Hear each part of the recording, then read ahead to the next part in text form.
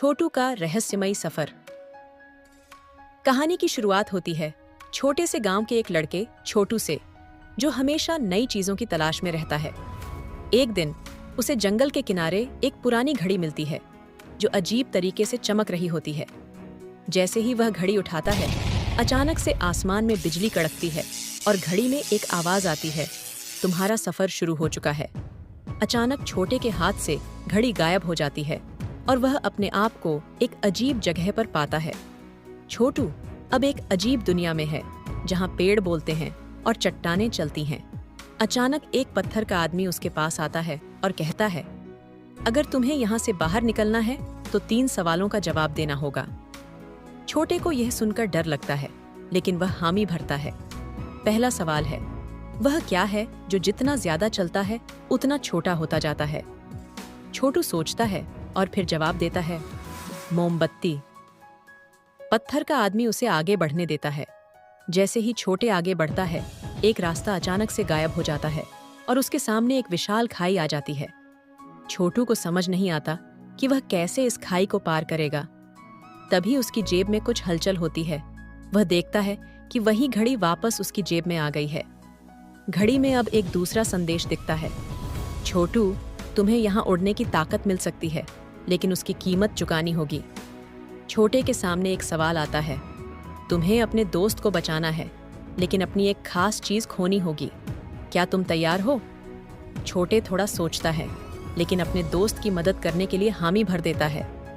घड़ी अचानक से गायब हो जाती है और छोटे के पैर के नीचे की जमीन टूटने लगती है। छोटू गिरने ही वाला होता है कि एक जादुई पुल अचानक से उभर आता है और वह खाई के उस पार पहुंच जाता है।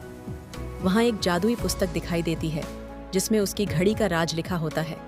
वह जैसे ही किताब को छूता है, किताब के पन्ने खुद ब खुद पलटने लगते हैं और छोटू को दिखता है कि उसके गांव पर एक भयंकर तूफान आने वाला है। छोटू समझ जाता है कि उसे जल्द ही गांव लौटना होगा, वरना सब कुछ तबाह हो जाएगा। छोटू घड़ी की मदद से वापस गांव लौटने की कोशिश करता है, लेकिन अब घड़ी काम नहीं कर रही। अचानक घड़ी से एक नया सवाल आता है, वक्त को कौन रोक सकता है? छोटे को समझ नहीं आता। जैसे ही तूफान करीब आता है, उसे एक बूढ़े साधु की याद आती है जिसने एक बार कहा था, सच्चा दिल कभी वक्त को हरा सकता है। छोटे अपनी घड़ी पर हाथ रखता है और अपनी आंखें बंद करके मन ही मन प्रार्थना करता है। घड़ी अचानक से चमकने लगती है और वक्त रुक जाता है। अब छोटू के पास वक्त है। वह तेजी से गांव के सभी लोगों को सुरक्षित स्थान पर ले जाता है। वक्त वापस चलने लगता है और तूफान गांव से गुजर जाता है, लेकिन कोई नुकसान नहीं होता। सभी लोग छोटे को धन्यवाद देते हैं। तभी उसकी घड़ी फिर से चमकती है और एक आखिरी संदेश दिखाती है, तुमने अपना सफर पूरा कर लिया। घड़ी अचानक गायब हो जाती है और छोटू सोचता है, क्या ये सब सच था या एक सपना? तभी उसकी जेब से कुछ गिरता है। वह वही घड़ी है। क्या छोटू का रहस्यमयी सफर फिर से शुरू होने वाला है? हाँ, छोटू का सफर फिर से शुरू होता है। जैसे ही वह घड़ी वापस अपनी जेब में देखता है, घड़ी की सुइयां फिर से तेजी से घूमने लगती हैं। तभी घड़ी से एक नई आवाज आती है, तुमने पहले चरण को पूरा कर लिया है, लेकिन सफर अभी बाकी है। छोटू की आंखें चौड़ी हो जाती हैं। उसे समझ आता है कि यह घड़ी सिर्फ उसका साथ देने के लिए नहीं है, बल्कि उसके पास कोई बड़ा और गहरा राज छुपा हुआ है। इस बार घड़ी की चमक पहले से भी ज्यादा तेज होती है और अचानक छोटू फिर से एक नई अनजानी दुनिया में पहुंच जाता है। अब उसके सामने नई चुनौतियां, अनसुलझे रहस्य और अप्रत्याशित खतरों से भरी यात्रा शुरू होने वाली है। सफर जारी है और छोटू का सामना इस बार किसी बहुत बड़े रहस्य से होने वाला है। छोटू जब नई दुनिया में पहुंचता है तो उसे चारों तरफ एक अजीब सा सन्नाटा महसूस होता है। पेड़, पहाड़ और आसमान, सब कुछ उसे सामान्य से अलग दिखता है, मानो सब कुछ किसी जादू के प्रभाव में हो। अचानक उसके सामने एक बड़ा दरवाजा प्रकट होता है जिस पर एक संदेश लिखा होता है, यहाँ से गुजरने के लिए तुम्हें अपना सबसे बड़ा डर पहचानना होगा। छोटू थोड़ा हिचकिचाता है, लेकिन हिम्मत जुटाकर दरवाजे के पास जाता है। जैसे ही वह दरवाजा छूता है, दरवाजा अपने आप खुल जाता है और अंदर से एक चमकती रोशनी निकलती है। उस रोशनी के साथ एक आवाज आती है, तुम्हें खुद का सामना करना होगा। छोटू दरवाजे के अंदर प्रवेश करता है और खुद को एक विशाल आईने के सामने पाता है। आईने में उसे उसका अपना प्रतिबिंब दिखता है, लेकिन यह सामान्य आईना नहीं है। आईने में छोटू का डर दिखाई देता है, अकेलापन। आईने के भीतर छोटू को वह दृश्य दिखता है जब वह अपने दोस्तों से अलग हो गया था और खुद को अकेला महसूस किया था। उसे खुद से लड़ाई करनी पड़ती है। जब वह आईने के सामने खड़ा होकर स्वीकार करता है कि वह खुद को अकेला महसूस करता है, आईना टूट जाता है और एक नई राह खुलती है। जैसे ही छोटू उस राह पर कदम बढ़ाता है, उसके सामने एक घुमावदार नदी आ जाती है। नदी के ऊपर सिर्फ एक पतला पुल है जो टूटने की कगार पर है। छोटू को नदी पार करनी है, लेकिन पुल बहुत कमजोर है। वह घड़ी को देखता है जिसमें एक नया संदेश आता है, साहस ही तुम्हारा सबसे बड़ा हथियार है।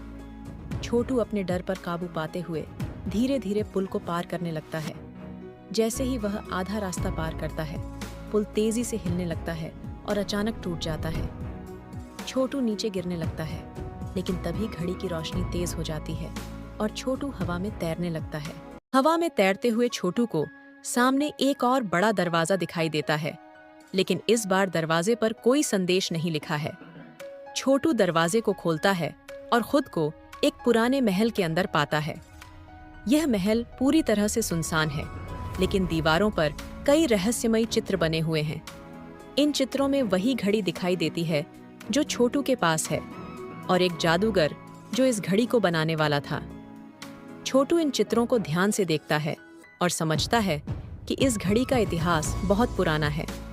तभी एक बुजुर्ग व्यक्ति प्रकट होता है और कहता है, तुम्हारे पास जो घड़ी है वह सिर्फ एक साधारण घड़ी नहीं है। यह समय और जगह को नियंत्रित करने वाली शक्ति है, लेकिन इसके साथ जिम्मेदारी भी आती है। तुम्हें इसे सही उद्देश्य के लिए उपयोग करना होगा। बुजुर्ग आदमी छोटू से कहता है कि उसे अगला रास्ता दिखाने के लिए एक कठिन फैसला लेना होगा। उसे तय करना होगा कि वह इस यात्रा को पूरा करके एक महान योद्धा बनेगा या वापस अपने गांव लौट जाएगा, लेकिन घड़ी की शक्ति से हमेशा के लिए दूर रह जाएगा। छोटू उलझन में पड़ जाता है। वह अपने गांव लौटकर सामान्य जीवन जी सकता है, लेकिन घड़ी की मदद से दुनिया की मदद करने का अवसर भी खो देगा। आखिरकार छोटू निर्णय लेता है कि वह घड़ी की शक्ति का सही इस्तेमाल करके लोगों की मदद करेगा। जैसे ही वह यह निर्णय करता है, बुजुर्ग व्यक्ति उसे एक मंत्र देता है, जिससे घड़ी की सारी शक्तियां उसके नियंत्रण में आ जाती हैं। अब छोटू अपनी यात्रा को जारी रखने के लिए तैयार है, लेकिन इस बार वह पूरी तरह से सशक्त है। उसकी नई यात्रा उसे दूसरी जगहों पर ले जाएगी, जहां उसे अपने कौशल, साहस और समझदारी का इस्तेमाल करना होगा। जैसे ही छोटू अगला कदम बढ़ाता है, उसकी घड़ी चमकती है और उसे एक नई दुनिया में खींच लेती है। यहाँ का वातावरण और भी अजीब है और यह जगह पहले से भी ज्यादा चुनौतीपूर्ण लगती है, लेकिन छोटू अब तैयार है और उसकी घड़ी की नई शक्तियों के साथ उसका सफर और भी रोमांचक होने वाला है। छोटू अब नई दुनिया में है, जहाँ आसमान लाल रंग का है और हवा में उड़ते हुए अजीब जीव दिख रहे हैं। हर कदम पर अजीब आवाजें सुनाई दे रही हैं, जैसे कोई उसे देख रहा हो। यहाँ का माहौल भारी और डरावना है, मानो किसी बड़ी ताकत का साया उस पर हो।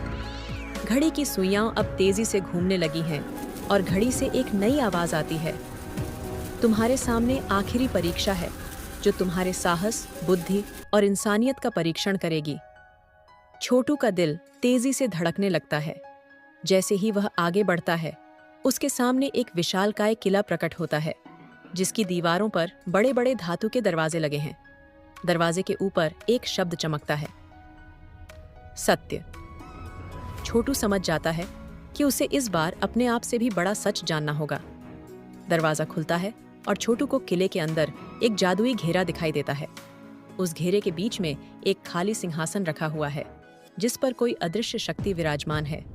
तभी एक गहरी आवाज गूंजती है, यह सिंहासन सिर्फ उसी का है जो सच्चाई का सामना कर सके, लेकिन क्या तुम तैयार हो? छोटू सोच में पड़ जाता है।